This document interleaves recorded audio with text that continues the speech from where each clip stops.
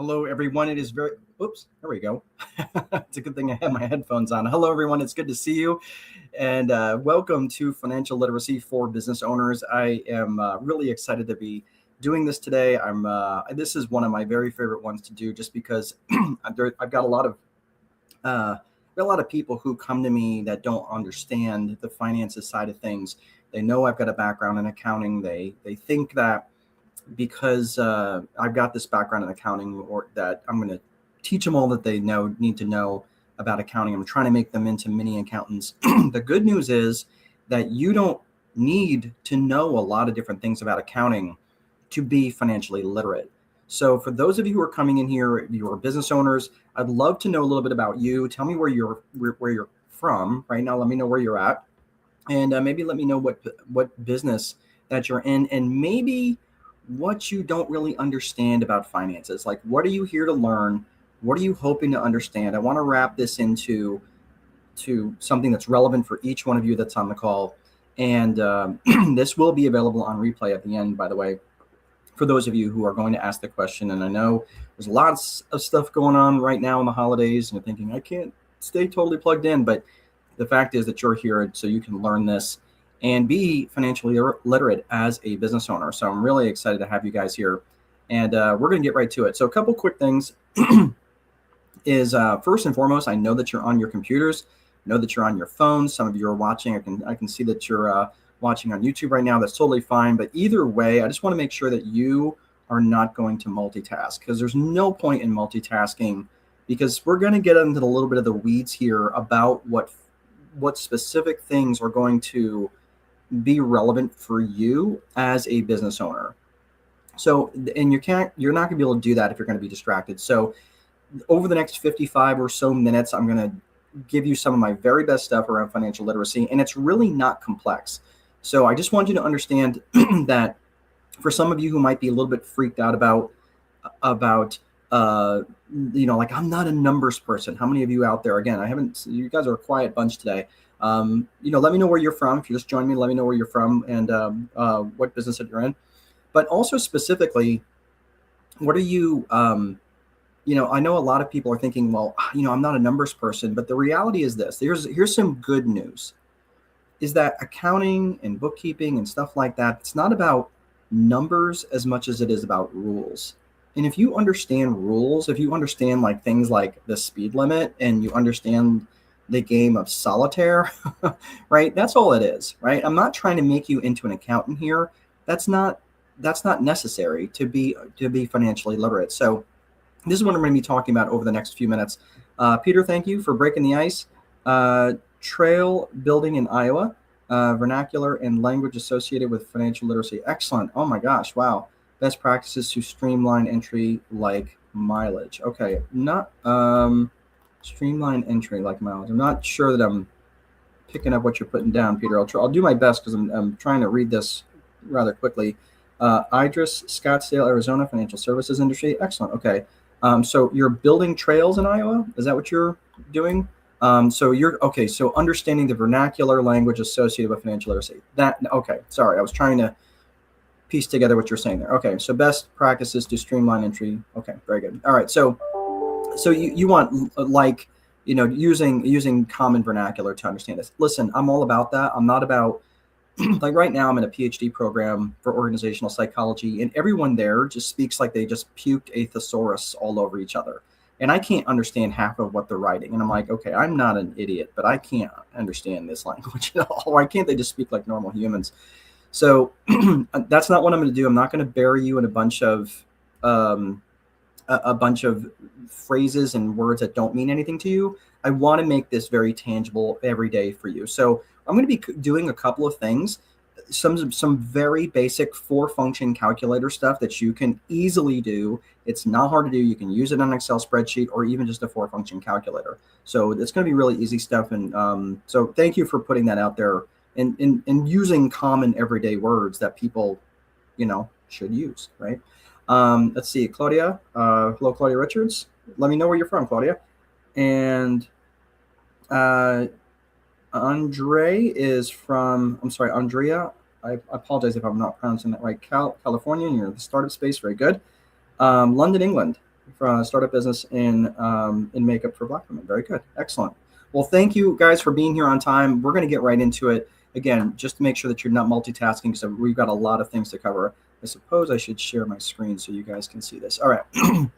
All right. And for those of you who are coming in a little bit later, yes, you'll be sent a replay in your email. So my extension is markdolfini.com. It will probably wind up in your spam. So just keep an eye out for that for the next day or so. All right. So let's get to the agenda for today. So first and foremost, we're going to be getting to the Viper methodology, the Viper framework, which is how I recommend that businesses set themselves up with a top-down approach, top-down strategic approach. Then we're going to look at the 4 core functions of business. Every business has to have all four functions. Then we're going to look at the financial statements. We're going to look at balance sheet, income statement, P&L, things like that.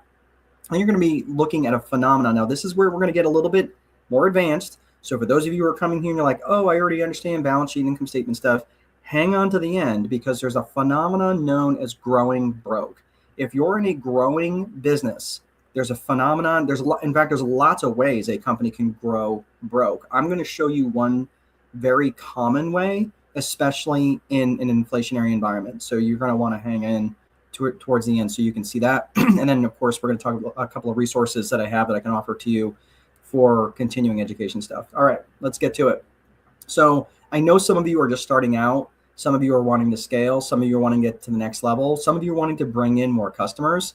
And, and some of you may just want to have a day off once in a while. How awesome would that be? Or some of you maybe just want to get paid once in a while, right? Where you're not getting paid very frequently, especially if it's your business.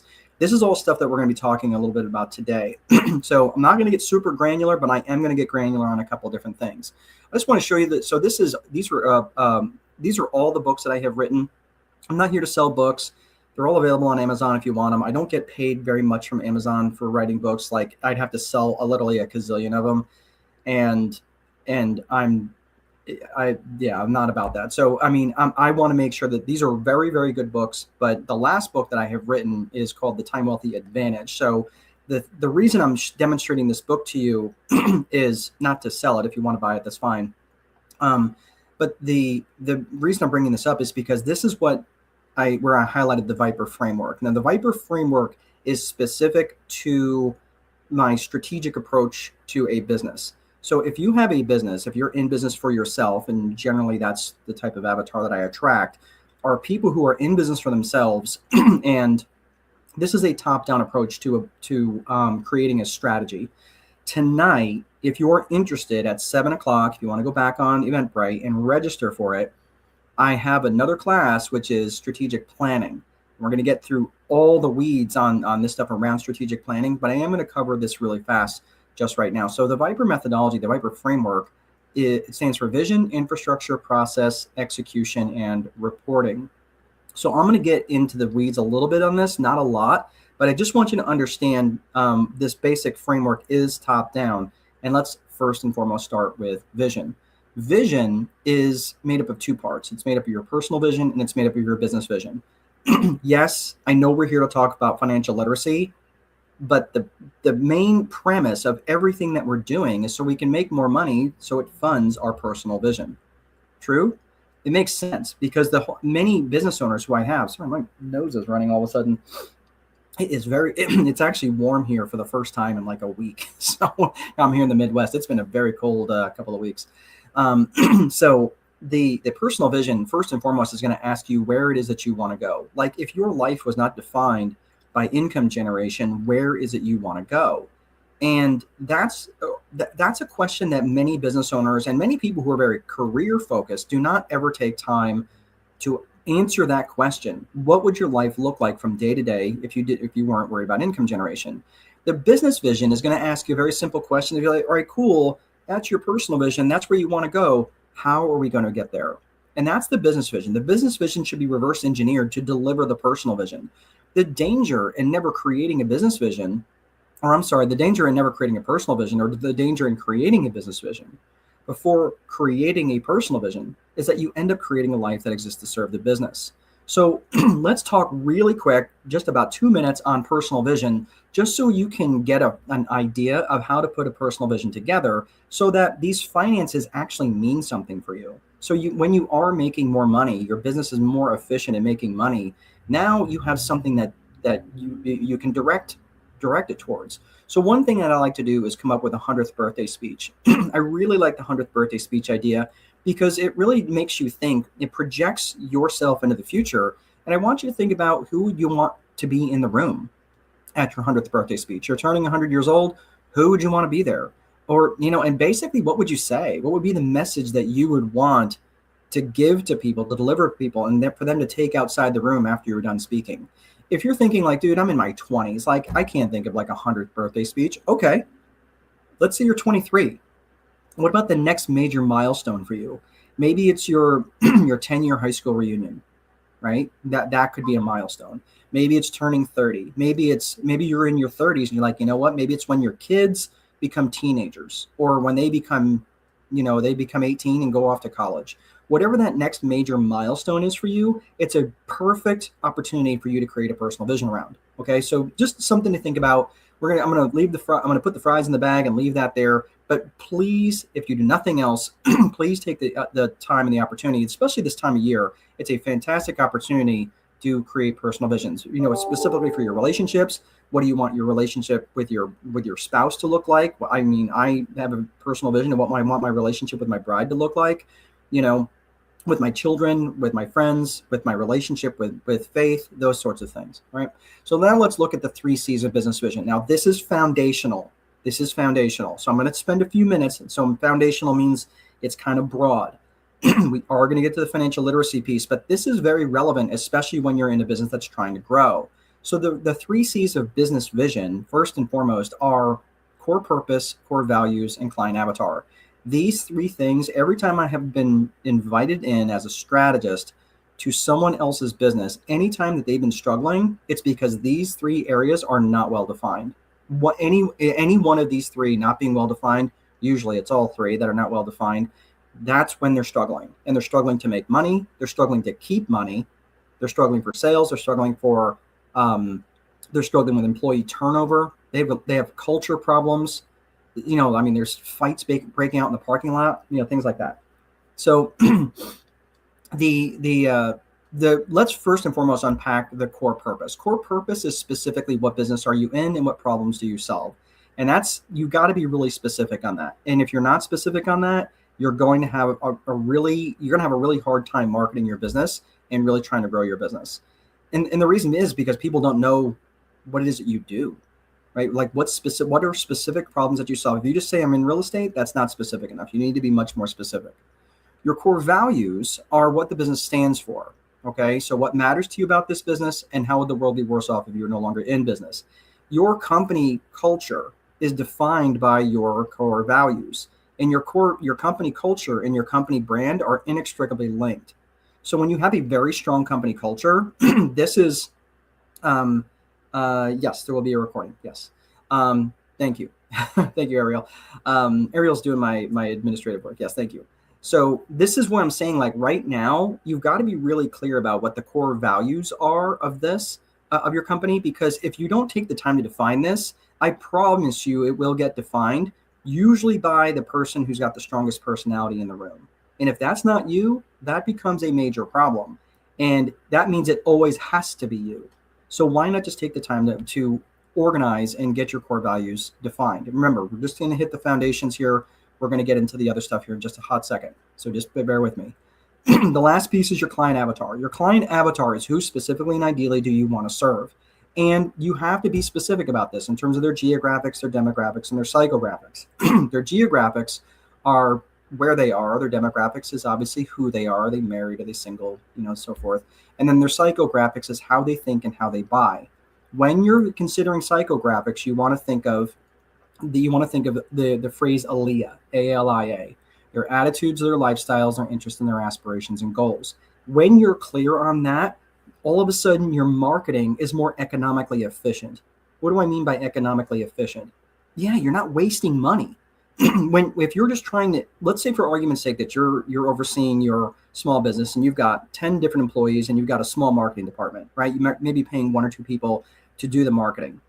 Not only are you paying their salaries, but wouldn't it be nice to know that if they're putting stuff out there that's actually directed towards the people that you're trying to attract, that there's a metric. We're going to talk about KPIs here in a little bit, but KPIs, there's one that's called RMI, return on marketing investment. If you put out $10,000 worth of marketing, wouldn't you like each one of those dollars or each one of those euros or each one of those pounds to bring 3 back under each arm? Yeah, right. So you're like, okay, cool. Yeah, I mean, I can put out 10,000 units and have it bring 60 back. That makes sense all day long. That's where this is where, if this is not clear, if the core purpose is not clear, if the core values are not well defined, and the client avatar is just kind of anybody and everybody, you're not going to be operating efficiently when it comes to your marketing, when it comes to your sales. Your productivity is going to be inefficient, and it's just going to be very fragmented. So this is why all of this stuff ties together. That's why I'm hitting this stuff first. So that is the 3 C's of business vision: core purpose, core values, and client avatar. And that will put the fries in the bag on vision. Now, let's look at infrastructure. Infrastructure is just basically the bones of the business. It's the desks, the chairs, the software, the boring stuff that really no one thinks about. It's the websites, but it's also one piece of infrastructure that you have to have from an accounting function, from an accounting perspective. You have to have accounting software. There's no getting around that. And people who are doing stuff using all the free options out there, look, man, like, there's people who come to me and I have some pretty low priced options for strategic coaching and stuff like that. I mean, I'm not the lowest price for sure. I'm not anywhere. In fact, I'm probably among the higher priced. But the reason why, like, when people come to me and they're like, well, what's the free version? Man, you're going to struggle with the free versions of most everything, because when things are free, you become the product. And now you've got all these ads and you've got to work around all the other stuff. Just like, I'm sorry, but QuickBooks to me is the gold standard. I don't know why anybody else would use anything other than that, unless they have a piece of software that's unique to their industry that becomes like an enterprise solution. An enterprise solution in the context of infrastructure means that it brings in the lead generation piece. It brings in the sales component, right? It brings in the operation and fulfillment component, and all of that is housed in one area, and it does all the accounting and bookkeeping and everything else. That's what we call like an enterprise or an ERP or an enterprise solution. Okay, so it oversees the entire enterprise. But this is something that you have to consider in the infrastructure for your business. If you don't have that, I can't tell you how important that is to put the infrastructure next. After the infrastructure, we talked about vision, we talked about infrastructure. Now let's talk about process. Now, one quick point I want to make about infrastructure. The reason infrastructure comes after vision, and I just want to make this quick point, is because everything feeds what? Everything should be feeding your personal vision. Everything should be feeding your personal vision. Because think about it for a second. Let's say Claudia, right, or Clara. Let's see, Clara is here, UK, master's student with experience in accounting and auditing. Excellent. Keen to learn on more explaining financial and management reporting to non-financial managers. Very good. So, Clara, my undergrad is in accounting and finance. And I worked in the field of accounting for a number of years, did lots of different stuff, and then saw the light. I went the more entrepreneurial route. So good for you for having that much education. And this is all stuff that I think will fit with you hand in glove. But let's say, for arguments, Claudia and I, we work together. I figure out she determines her personal vision is to lay on the beach for 2 months out of the year, rubbing cocoa butter on her belly as she's laying on a beach in Spain. Okay. So there she is. She's laying on the beach in Spain for 2 months out of the year, rubbing cocoa butter on her belly. If she comes up with an infrastructure, right? She designs an infrastructure that's going to require her to return emails and phone calls and, have to do journal entries all the time. That's going to be a miserable experience for her when she's laying on the beach trying to rub cocoa butter on her belly, right? So you want to have that infrastructure piece that's in alignment with that vision. That's why the infrastructure piece comes second, okay? So just think about that. So from the process perspective, process is simply how you do stuff. Then there's 2 components to process. Process has tactical components and it has strategic components.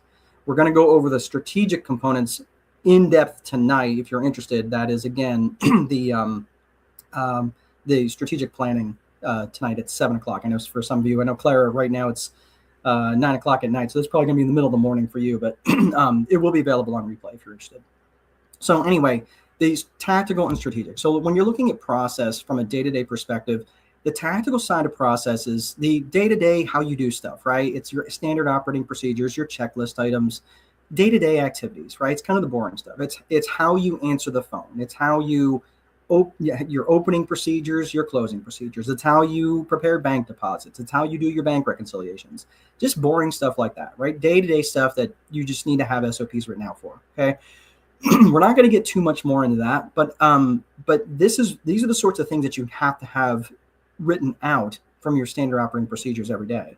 Strategic planning, on the other hand, this is where you start thinking about people, purpose, and promotion. People, purpose, and promotion. This is when so think of your infrastructure and your tactical process. Think of that as the system. Think of that as the battleship or the warship that's sitting in the harbor. Strategic planning is going to say, cool, we've got this boat. Now we're going to take it out of the harbor and go make some trouble. That's what strategic planning does. If you don't have a strategic planning component, your boat is just going to be sitting there in the harbor getting battered by whatever economic winds happen to be blowing at the time. Strategic planning charts your course, not just whatever winds are blowing. Does that make sense? Let me know if that makes sense. So because this is really important. And again, I'm not getting into strategic planning right now, but the thing is you have to have a strategic planning component. Who are the people that you're going to need externally, right? Who are your clients that you're going after? Who's, what's the, who do you need? It might even be great, Catherine. Thank you.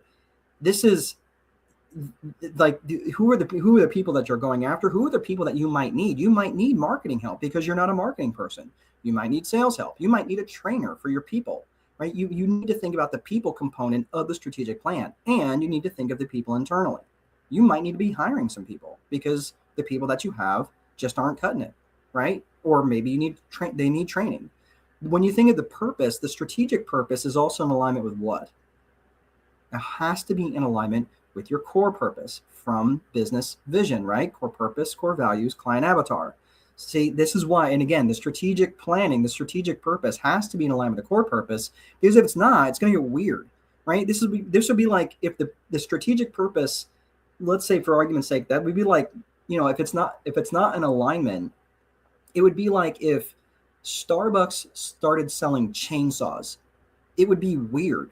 People are like, why? Wait a minute. No, I want to buy a coffee. I don't want to buy a chainsaw. But I'm like, yeah, but look, it's cool and it's on sale, right? Yeah, you can make money, but if it's not in alignment, it's not going to make sense. And it's not going to make sense to the people in and outside of your organization. When it comes to selling, the confused mind will always say no. So you don't want to be confusing in that and be misaligned in your strategic purpose and your core purpose for your business. Is it the same strategically if I make a business, if my makeup business online? No, not necessarily, Claudia, because you may have a different avatar online versus a different avatar that you're selling in person. So it just depends. Your marketing channel will matter. Like if you were going to be hosting a, like a makeup party. I don't mean to make it sound like, something, childish, but we here in America, but we do that sort of stuff, right? Well, they'll have jewelry parties or they'll have makeup parties or they'll do those sorts of things, but the avatar will matter. And I will argue that generally selling in person, there's some salesmanship involved where you can generally probably sell for a lot more. Just saying, that might be the avenue that I would go. I could sell the heck out of some makeup. I'm sure of it. I'm not kidding. I could actually be pretty good at it. All right, but well, all the other thing is, because remember, what is it about? It's not about selling the makeup. It's about selling confidence, and that's what a lot of makeup does. So think about people, purpose, and then finally is promotion. The promotion piece is letting the world know what it is you're doing. Your external world, it's your promotion and it involves pricing. It involves a lot of different things around promotion, and also internally, it's about communicating to the people internally what you're doing. So you got to promote this thing all the time. So that is around the strategic planning when it comes to process. Again, we got tactical and we got strategic. Let's look at execution. Most plans fall apart in execution. And like George Patton said, General Patton, he said, a good plan violently executed now, today, this moment is better than the perfect plan next week. So don't let perfect be the enemy of done. Get things moving. A good plan is good enough most times. But the reason I bring this up is in part of the Viper methodology is because most plans fall apart in execution. And it's usually because folks like y'all, and I'm including myself in this, right? So again, if I had three hands, I'd have them all up right now. It's about having too many priorities. And because having too many priorities has the same impact as having no priorities, that's why many people are massively ineffective. Having that to-do list of 97 items that they're going to do today, right? And no one of them is delineated in terms of which one is most important. This is why I like to delineate a daily 5. And the daily 5 are up to, not more than, it doesn't always have to be 5, but up to 5 highly specific actions which will move the needle towards your vision or your strategic plan, either one. All right. So for me, the number happens to be 3, but I really, the daily 5 is totally fine. But again, the point is not having a daily 97 because, I know some of you are feeling convicted right now, but again, this isn't about judgment. It's about confession, because I used to do that stuff all the time as well. Let's look at the last piece, which is reporting. Reporting is just letting you know what happened. And you do that through lead metrics and lag metrics. Lead metrics are basically just the measurement of your actions and activities. Your lag metrics are the results of those actions and activities. And that's basically it. There's really nothing more. And the only thing that you can control is your actions and activities. I have zero control over who shows up to this. None whatsoever. I can put some marketing out there. I can put a compelling, ad together, but I have no idea who's going to show up. So my actions and activities have an indirect correlation to who actually shows up. But all of you could ultimately decide to, he's full of crap, I hate his face, and ultimately leave. I have no direct impact on that except my actions and activities. So this is why I'm saying, so don't get too hung up on lag metrics. Yes, measure your lag metrics. You absolutely have to measure them. But anytime you're not getting the results you want, you just have to look at your actions and activities. That's why I really like measuring just those two things. And we're going to be talking about more lag metrics here in just a few minutes when we get into the financial reporting piece. So this is the Viper methodology, Viper framework, and that is the Viper method. Now let's talk about the 4 core functions of business. The 4 core functions of business are lead generation, sales, operations, and accounting. And your customer's journey happens in that order. First lead gen, then sales, then operations, then accounting. And that's what I'm saying in everything when it comes to the 4 core functions. In terms of lead generation, everything needs to support this function. And for those of you who are on the call that maybe have a financial background or maybe have an accounting background, I have an accounting background. And guess what? When all the fighting that would go on would be between us and the people in sales, right? Now, because they were doing a lead generation function too. So those salespeople had to generate their own leads. But I was like, oh my gosh, are you kidding me? They would go out and spend all this money and bring in such little dollars. There was no profit in what they were bringing in. So there's always that battle between accounting and lead gen. So I'm just telling you, that you've got to recognize, and at the time I wasn't sophisticated enough in my knowledge around business to recognize that nothing happens until leads are generated. And the truth is this: you can have the best, most efficient business.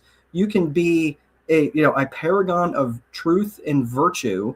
Your sales technique so dialed in that you could sell ice to Eskimos and voting booths to Castro, and you can still starve. And that's something that I missed for a long time when I was in the accounting world. I worked for the Marriott, and it was a wonderful business, but I was like a wonderful company to work for. But I was just like, oh my gosh, this is so frustrating, because I feel like all I'm doing is calling on these collections that they're creating. And it was terrible. I wasn't happy with the work. I mean, I love the company. Don't get me wrong. It was a wonderful company, but I just did not like the work that I was doing. So the truth is that you can never take your foot off the gas when it comes to lead generation. You can't. And the accounting function has to find a way to make sure it's funding that lead generation function. So when it comes to the sales just continues the conversation started by the lead function, right? And it understands that effective selling is obviously not just holding people's head underwater until they say yes. Generally, the operations functions, we talked about lead gen, we talked about sales. The operations is the fulfillment piece, right? That's where you're doing the actual thing. So if you're a roofer, this is where you get stuck doing roofing. If you're an IT person who makes websites, this is where you get stuck in the business making websites, right? So you got to be really careful about getting stuck in the operational function. And generally, here's the accounting function. And this is like the redheaded stepchild of all four functions. What generally happens is if you're going to ignore something, this is what you're going to ignore. And it generally goes something like this. Well, I've got more money in my bank account this month than last month. I must be doing okay. And I'm ashamed to admit I have a degree in accounting, and I have said those very words a number of times. I am the least qualified person to do the accounting and do the books in my business. I'm not saying qualified. I just know that I won't do it, right? So the accounting function should be very interesting to you. This is the function that collects the money. It pays the bills. It tracks and measures everything that happened, and it also forecasts budgets and plans for what will happen. That to me is incredibly sexy because I want to know, especially, okay, cool. And I'm looking at seeing stuff that popped up and happened over the last month, quarter, half quarter, or year to date, whatever it is. I'm looking at that so I can project what direction I want to go in or what I might need to tweak so I can go forward much more operationally efficient. That's what accounting does. So are all of these things the same skill set? Lead gen, sales, operations, accounting? No, they're not the same skill set. That's why business owners, specifically solopreneurs, struggle because they're trying to do all four of these functions. So outsourcing, finding help, getting other people to help you out is really where, especially if you're looking to scale or grow your operation, the best thing you can do to grow or scale an operation is to start hiring in people that can start to do these things for you. And most people think that scaling is about sales. Scaling is about the manpower so you can sell more. It's about bringing in the right type of people and bringing in high quality people that can do that work. And don't hand them a flat football with bad infrastructure and expect them to score touchdowns. All right, so we talked about the Viper framework. We talked about the 4 core functions. Let's talk about the financial statements. So the financial statements specifically, we've got a couple of different financial statements. There's the balance sheet and there's the income statement and P&L. All right, so let's talk about this really quickly. The balance sheet is, I'm gonna unpack each of these. But when it comes to the income statement and the P&L, if you've heard those two phrases, or sometimes you might have heard income statement, profit and loss, or P&L. Has anybody ever heard those phrases? They are all the same thing. It's just a different vernacular. I am an accounting purist, so I'm a little bit of a snob when it comes to this. I don't generally use the phrase P&L, and I don't generally use the phrase profit and loss.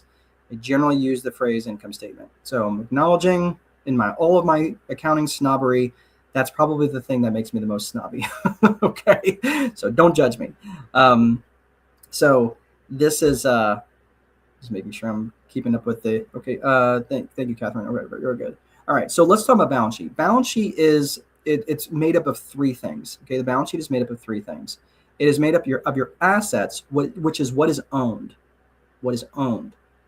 Your liabilities, which is what is owed to others, and it is the difference between those two is what the business would be worth, called equity, which is on paper. Okay, so generally what I want to make this point of is that balance sheet is generally, it takes a snapshot at one moment in time of what the business is worth. If I take a picture of the balance sheet, and I say take a picture, meaning like, let's say I go to my bookkeeper and say, hey, run a balance sheet for me, and it's at 8 o'clock in the morning. And then she spends all day. She gets some checks in. My sales guys make some sales. She pays bills all day. If she runs the balance sheet at the end of the day, it's going to be different because there was accounting activity. So I'm just letting you know that there is a difference between the time a balance sheet gets run. Now, generally, you might say, well, that seems kind of strange. Generally, you want a balance sheet that's where it's got accounts that are reconciled. So in other words, it's been checked against what the bank says that's in there. You say, yes, that's when it's in there. The accounts receivables all lined up. I'll go through this here in a second. But all that stuff is jived. Like, it can't be moved. There's no more money that's coming in or out during that period of time. That means all the accounts are locked and everything at that point is moving forward. So that's when you can print a balance sheet knowing it's not going to change, right? So let's go to the income statement or P&L. It is also made of 3 things. It is made of revenues, which is your sales, what you sell. It is made up of expenses, basically what you've paid out, and it is your net income. The difference between those two is your net income, what's left over. This is over a period of time, and it could be any period of time. It could be over 1 month, it could be over 1 week, it could be 1 day. Generally, you're going to see these over 1 month or 1 quarter or 1 year or year to date, right? January to, let's say, year to date today. So again, this is a little bit different than what the balance sheet is, where it's a snapshot in time and it's measuring different things. The income statement is actually over a period of time. Like what's the total amount of sales and expenses that you had over the month of January or the month of October, right? So that's how that works with that. So let's look at some specific examples of what the balance sheet is. So I'm going to get my giant dome out of the way so you can see this a little bit easier.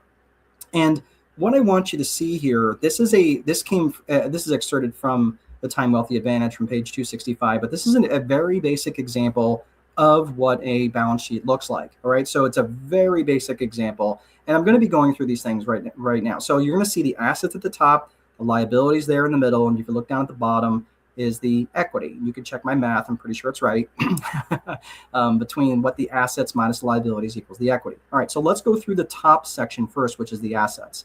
The assets, first and foremost, these are listed in order of liquidity, which means that the most liquid, the most convertible to cash is at the top. And this is what follows what's called GAAP, GAAP. No, it doesn't, like Mark, that doesn't spell GAAP. Well, that's how they say it. Don't beat me up. But it's GAAP, generally accepted accounting principles. So when you're looking at your cash balance in your checking account, let's say that you've got a certain number, and this is, by the way, universal, whether this is dollars, whether this is Australian dollars, American dollars, or this is euros or pounds, it's all the same. So I just want to let you know that this is interchangeable. It does not matter. It is universal. It's generally accepted accounting principles internationally. So when you're looking at, let's say that you've got 10,350 pounds in Barclays, or you've got $10,350 in Chase Bank, whatever that is, it's in your checking account, that's what's there, okay? The accounts receivable is what money is due to the company. So in other words, let's say that you sell a number of widgets or a number of whatever the heck you're selling, and you have not collected that yet. You've got $101,275 out to billing to your customers, right? That's what's due to the company. That's all that is. That's all, and that may have anywhere from 30, 60, 90 days, and that's all across the board, right?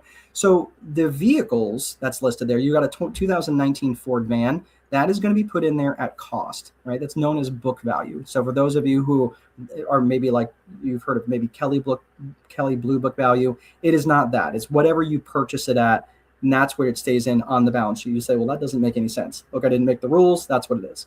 When you're looking at real estate again goes in there at book value. Now, sometimes they mark it up to market, but I'm not getting into that right now.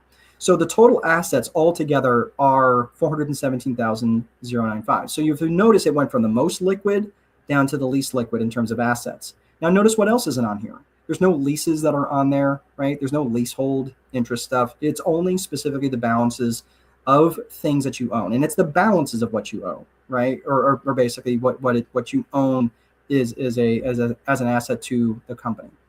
So that is the assets. Again, that's at the top of the balance sheet. Let's look at the liabilities function. Liabilities is, again, it's just a snapshot. It's just a balance of one moment in time, and again goes from shortest term to longest term, right? So again, you can think of this in terms of liquidity. You got credit card balance of $34,000, accounts payable $37,000, right? Payables are what is due out to vendors. That, let's say that you buy raw materials, and that is what's being paid out. You've got a Wells Fargo van loan, or that could be Barclays, or again, whatever loan, and then Citibank real estate mortgage, which is tied to that warehouse that you have. Those are the total amount of the equities, and then the equities, the assets minus the liabilities equals the equity. Right? Assets minus the liabilities is what equals the equity. So on paper, the business is worth not quite $250,000, right? $227,000. All right. So that's that. So that is the basics of the balance sheet. So hang in there, because we're going to get through the income statement, and then we're going to get to some of the important metrics that you need to track to make sure you don't grow broke. So just hang in there. So the income statement, again, it's about the revenues at the top, expenses in the middle, and the wages at the bottom. So let's just say this is over 1 month.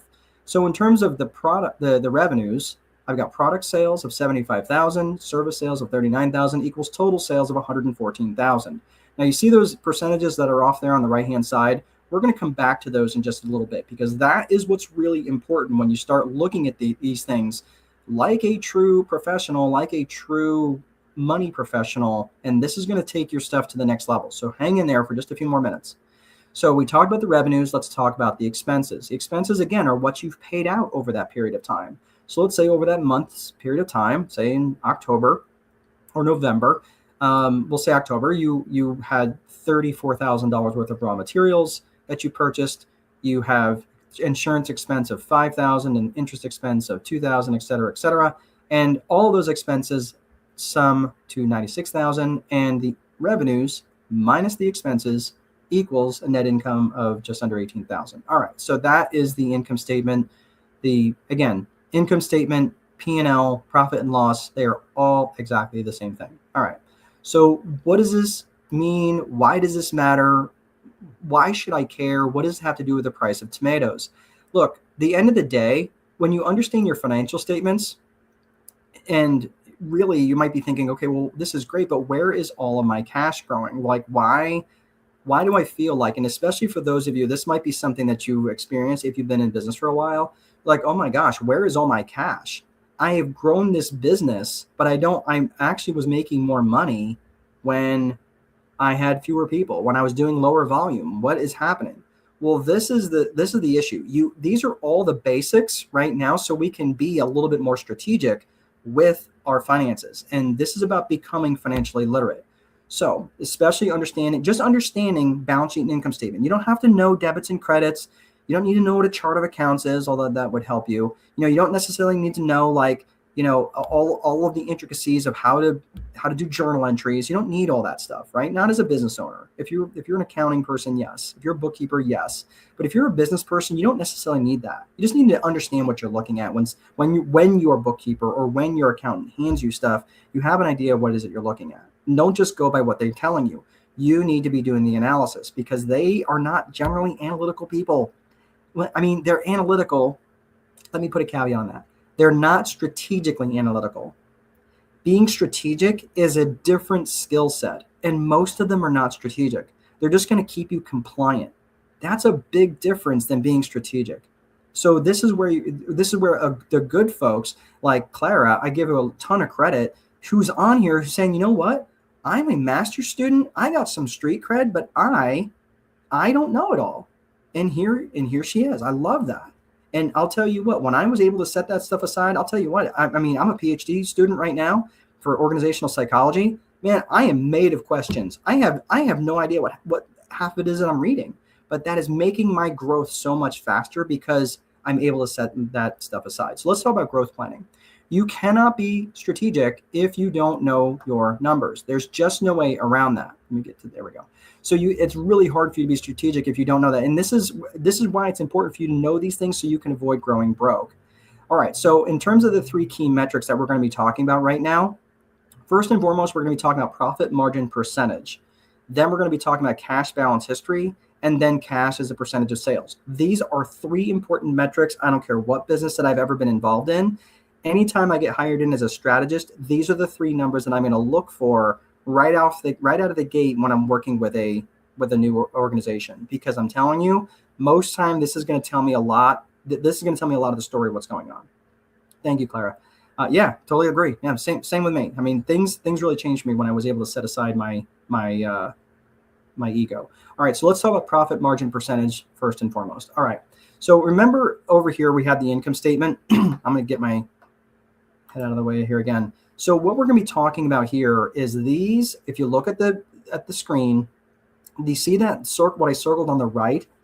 This is known as percentage of sales. This is known as percentage of sales. Now look, I'm on the income statement and I'm circling those percentages on the right. That is a percentage of sales.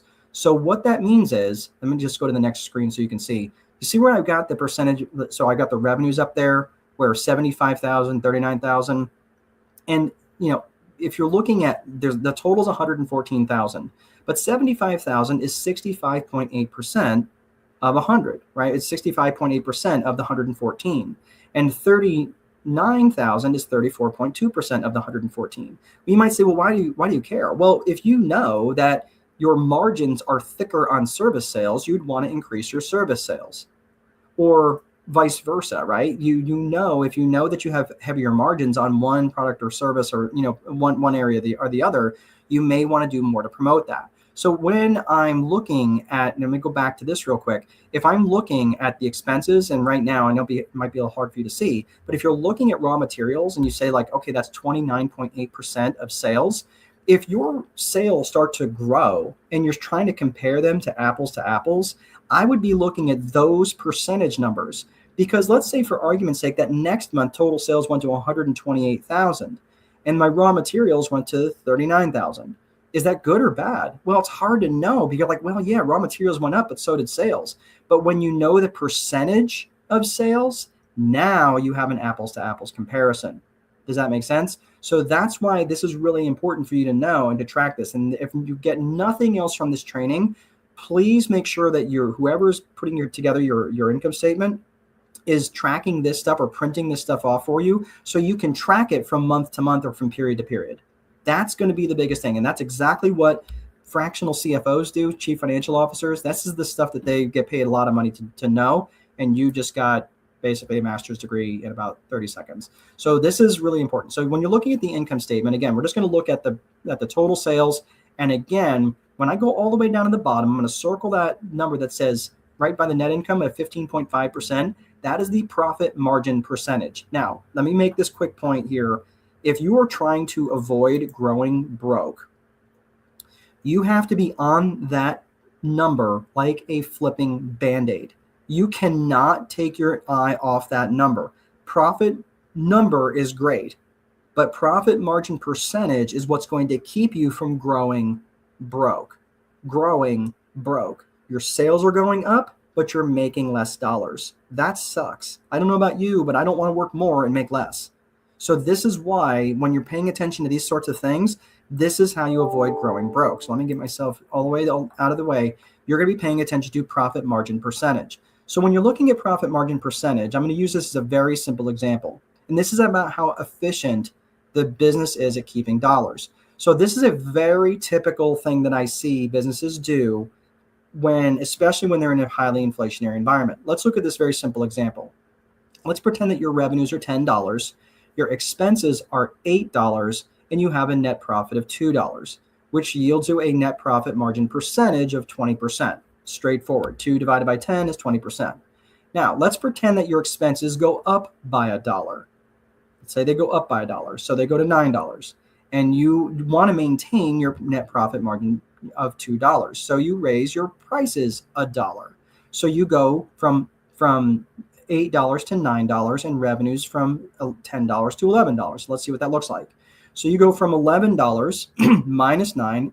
Great. You maintained your net profit of $2, except look at what happened to your net profit margin percentage. It went down. It went down 18.2%. Congratulations. Your business is now less efficient at keeping dollars. That sucks. And that is how you grow broke. Because again, you raised your prices, but you are making no more. You're making the same dollars. But if you're in an inflationary environment, you're actually now have dollars that will buy you less. And that is exactly how companies often grow broke, is they just raise prices just enough to maintain the profit amount, not the profit margin. That is critical. So what should they have done? Well, they should have raised the prices by $1.20. $1.20 would take it to $11.20 minus 9, which yields net profit of $2.20, which is what? A 20% profit margin on $11.20. So what I'm saying is, this is also why in periods of high inflation or just an inflationary environment, this is exactly why companies on Wall Street do really, really well, because they raise prices recognizing that they're going to be making more dollars, but they're also going to be more efficient. They're going to maintain the same efficiency at making dollars. That's what's really critical. So Claudia says, I am new to all of this. Okay. So how do you get the percentages for the expenses? So what do you do? I mean, if you want to do it manually, let me make sure I'm answering all the questions here. Hang on one second. Claudia asks, what is your opinion on Monzo business account with the financial accounting app built in? I'm not familiar with Monzo. I'll have to look that up. It's a really good question. But if it's got the accounting and it's truly built in, that's fine. But I'm just telling you, if it's probably free, it's probably not giving you everything that you need. I'm just telling you, like, for what QuickBooks or QuickBooks Online, I'm not a fan of QuickBooks Online, but it's actually okay. But QuickBooks on desktop is really, really good. I like that one just because it gives you everything that you need. And if you want these profit margin percentages, it's literally checking a box in the settings. That's all it is. It's not hard to do. If you want to calculate it manually, you literally just take the expense line item, divide it by the sales number. That's it. It gives you this profit. It gives you the sales as a percentage, or the percentage as a percent. Oh my goodness. It gives you the expense as a percentage of sales. So the expense line item, right, divided by, so let's say if it's 10,000 divided by net sales or gross sales of 100, it's 10%, right? That's how that works. So Catherine would ask that question. I'm new to all of this. Very good. Peter says good. Not sure what good was, but thank you. Clara, Catherine, just sharing. I think those percentages for expenses equals expenses divided by total sales. That's exactly right, Clara. Yeah, you should be teaching this. I'll go away. You're good. You're all into this. Yep, you guys are coaching each other. Perfect. All right. So I know some people popped out and pop back in, so it's good to see you guys. Remember, if you have to leave, I totally get it. I know some of you are in different parts of the world, and this will be sent out to you on in your emails for the replay. So I just want to make sure that you know about that. All right, so let's keep this ball rolling. So this is exactly how you avoid growing broke. So this being on top of that profit margin percentage is one way that you can avoid growing broke. And I'm telling you, you have to be on that like a flipping disease. You cannot let up on that. So the other thing I want to talk about is we talked about the net profit margin percentage. I want to talk about cash balance history and cash as a percentage of sales. Cash balance history is pretty straightforward. Let me go ahead and just take myself down so you can make sure you can see this. But it's literally just tracking your cash. And I know this is all available on your balance sheets when you just print it out, but I want this stuff readily available on a flash report that my bookkeeper, or maybe I'm the bookkeeper right now, but I want to know from 1 month to the next that what my cash balances are. And I don't care if it goes up by $1, it better damn well go up, because when you have a healthy cash balance, it gives you options. If you don't have cash, you don't have as many options. And I'm telling you now, as crazy as it is, and I was in the banking world for a number of years, banks will loan, or much more likely to loan money with people who have cash in the bank. And you go, well, I don't have cash in the bank. That's why I need a loan. I didn't make up the rules. I'm just telling you that they are much more likely to loan you money when you have cash in the bank. And why not preserve your cash and your capital if you can be profitable and use someone else's money to do it? So I'm just telling you, at some point you can get to listen, if you don't believe me, look at some of the largest companies out there, the healthiest companies, the ones with really, really strong growth. Look at Southwest Airlines, look at Google, look at Facebook, look at Microsoft, look at Berkshire Hathaway. I mean, they had they're worth almost like what, $750 billion last time I looked. And about a third of their total value was in cash and cash equivalents. I'm not like, that's crazy. That's a lot of cash. And the reason being is because the healthiest companies can take advantage of good luck events when they come along, and they can weather bad luck events when they come along. And the storms come. Anybody who has been in life for more than 11 minutes knows the storms come. And sometimes they come, and sometimes they last for a while, and sometimes they just blow through really fast. But I'm just telling you, when you have cash, you have options, and it helps you weather those storms. So this is why, again, cash balance history is one of those things that I track, again, just all the time. I want to make sure that I'm tracking my cash and it's going up. This next one, cash as a percentage of sales, it's going to take a little bit of maneuvering on this one, but this is one that I really like to track because it gives me an overall sense of how much cash I have based on my operational functions. We can do this. We can do hard things, right? We're almost done. We can finish this up strong. So what we're going to need, you're actually going to need two numbers from the two different financial statements that we talked about. So Um, Catherine says, amazing. Thank you. Oh, okay. Yep, you bet. I'm not sure who that was for, but you're welcome to whoever. um, Claudia says it's not free. The financial accounting, I would have to pay a certain amount per month. Okay, and it's probably worth it then, to be honest with you. But I'm just telling you that there's a lot of those free ones. They're good to get started with. I'm not saying you got to go out and spend a bunch of money, but you get what you pay for and that sort of stuff. And usually it's pretty, like you don't get a lot of support. And if there's any bugs in it, you don't. I mean, I just want stuff. I want to know that my numbers are solid, and I don't want to have any questions about what's going in. So let's look at cash as a percentage of sales. So again, we're going to need two different things here. I'm going to take myself down out of the equation here. So we're going to need the cash balance from the balance sheet, which is right up there. Okay, so the cash balance from the balance sheet. And then we're going to need is the total sales number from the income statement. Now, here's where it gets a little tricky, is it depends on your business cycle. So most business cycles have like a 30-day cycle. Some businesses have like a daily cycle, like maybe like a coffee shop, right, where they have a daily cycle. Personally, like again, I have several real estate businesses. I have my own rental portfolio, and I also have a property management business. That money comes in once a month. So it just depends on this. So let's just pretend, to make the math easy for right now, that if you like, a farming operation might be every 6 months, right? Just because depending on how their money comes in, right? So I'm in the Midwest. We have lots of farming operations around here. So let's just say, for argument's sake, just to make it nice and easy, that it is a monthly nut. So the reason I'm bringing that up is because I would want a monthly income statement to track this. So what I'm taking is, I'm going to take the cash, like I said, from the balance sheet at the end of the month, reconcile balances. So let's say it's 10/31, the end of October, and this is for the month of October. So let's say 10/1 through 10/31. So it's the full month of October. So now what I'm going to do is I'm divide that 10,000 divided by 114,000, which is 8.7%. Is that good? Is that bad? It's not good or bad. It just is. But this is what I'm saying. I'm also going to track that number. So I'm tracking that number. Now look at what it was in January. It's 8.7 in January. It's 9.2% in February.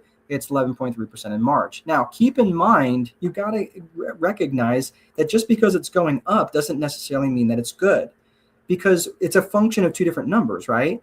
It could mean that the cash is going up, but it could also mean that sales is going down, right? Which is fine, because if you're in every business has a cycle generally. So like in your business might be in a lull, so you're seeing the cash going up, which isn't necessarily a bad, or you see the cash as a percentage of sales going up because sales is declining. But the good news is that you can weather that storm. That's an important thing. So that's why I always want to be able to know what the number is, but I'm also tracking those numbers. That's a really critical number for me, because it gives me the overall health of the business, not just looking at sales numbers and profit numbers, but I'm also looking specifically, how long do I have? Like, for example, if I had, let's say all my sales went to zero, which is pretty unlikely, but let's say that all my sales went to zero, would I be able to fund my expenses for a period of time, right? So this is why I want to know. That's just a measure that I use, as cash as a percentage of sales. It's just one number that I really like to track. So that's it. So this is the thing right here. You cannot be strategic if you don't know your numbers, and you have to know which numbers to pay attention to avoid growing broke. For me, it's about net profit margin percentage and my net cash. Those are two critical numbers that I need. So let's talk some success strategies. You got to know your numbers. You got to track your numbers. There's just no way of getting around that. You have to know them. So we are done here at the end. I want to end with a funny story. For those of you who've ever seen this photo, this is, or if you've ever seen me in any of my previous seminars, webinars, this is actually a photo of a guy in Pittsburgh who was robbing banks over a period of a couple days. He and his buddy were in Pittsburgh, and they were robbing people at gunpoint with no attempt to disguise who they were. They didn't have a ski mask or anything else on like that. And what they eventually caught these guys in like 2 or 3 days. I mean, it was pretty easy to find them. Well, the funny thing was, the bank robbers they could not believe that the police found them. Because what they did to disguise themselves, I'm using air quotes if you can't see me on camera, but what they did to disguise themselves is they put lemon juice on their face, thinking for sure that it was going to make them invisible to the cameras. I'm not kidding. It was such a story, in fact, that people thought this can't be true. So it actually, these two researchers that we have to investigate this further. This can't be true. So these two researchers by the name of Dunning and Kruger, they came up with this and understood this phenomenon. And it's known as the Dunning-Kruger effect. So if you look at the bottom, let me get myself completely off the screen here. If you look at the bottom, this is basically you've got your competence, right? Your knowledge along the bottom axis, the x-axis, and along the vertical axis, the y-axis, you've got your confidence. And the interesting thing is that when you're looking at these, what goes on with the when you're starting out with something, generally it starts out with, well, how hard could it be, right? How hard could it be? Like, what is there to know? So generally you start here at the bottom, not really knowing much, but your confidence like soars immediately. And you get to what's known as the peak of Mount Stupid. And all of a sudden your confidence is super high. And then you realize, wait a minute, I don't know what I don't know. And that's when you start this long descent. It's usually pretty rapid. It's usually pretty fast, but it is a long descent down into the valley of despair. And this is where a lot of people often stay. And this is where, for those business owners and entrepreneurs out there that tend to have shiny object syndrome, running from one idea to the next, to the next, to the next, this is often where they abandon whatever idea they have and go on to something different. So then if they stay with it and they start putting in the work and putting in into their education and demonstrating more and more competence and learning more competence, they start up the slope of enlightenment. And eventually, if they keep at it, they will get to the plateau of sustainability, which is there at the top. So it's just interesting that this is what happens when people, a lot of times they just get frustrated, they leave, they abandon things too quickly, and this is what ends up happening. So my suggestion here is to have a support system. And this is something that I am offering to you guys. If you are interested, right now, there's no cost just to be in the community. If you are looking for something more, there is a cost to it. But I'm just letting you know, like, if you are interested in the school community, I'm just going to go ahead and put the link in the chat right now. Oops, hold on one second. Sorry, this is not working with me. There we go. So I'm going to put the link in the chat. If you want to go to school community, I like this community a lot just because it does not, it's not distracting like Facebook groups or anything like that. And it doesn't bury anything in there, next to, Aunt Sally's rhubarb pie and everything else. Like, this is really, it's really kind of nice that it's in there. So if you guys want to go in there and check, just click that link. Like I said, there's no cost to just be in the community. If you are wanting the higher level stuff, yes, there's cost to it. But right now, just what I would just suggest for you right now is just to go in the community and check that out. And that way we can stay connected if you've got any questions. So that is all I have, everyone. Thank you so much for sticking around. You guys were a very lively group. Usually I don't get this kind of a lively group in a financial literacy session. So you guys were super chatty. I really enjoyed hanging out with you guys tonight. Thanks so much for sticking around. And you go ahead and look forward to the replay in your emails. And yeah, my pleasure, Catherine. Absolutely. My pleasure, Peter. Thank you. All right, guys, have a great rest of your day, and we'll see you guys next time. Thank you, Alec.